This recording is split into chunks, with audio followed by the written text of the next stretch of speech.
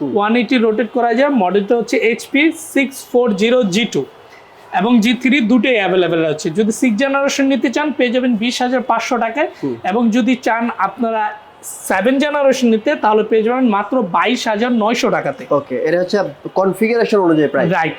আচ্ছা, এরপর T470S সবার পছন্দের একটা ল্যাপটপ, হ্যাঁ। খুবই স্লিম, খুবই দারুণ কাজ করে, খুবই ফাস্ট, খুবই হ্যান্ডি একটি ল্যাপটপ। দেখেন কতটা স্লিম।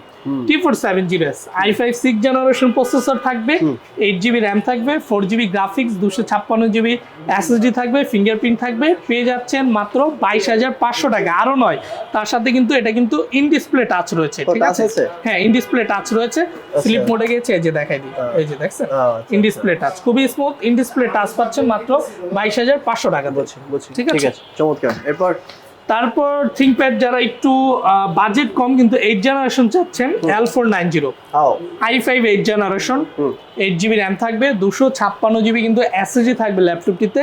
পেয়ে যাবেন বেস্ট এন্ড বেস্ট প্রাইসে মাত্র 25,500 টাকাতে। 8 জেনারেশন।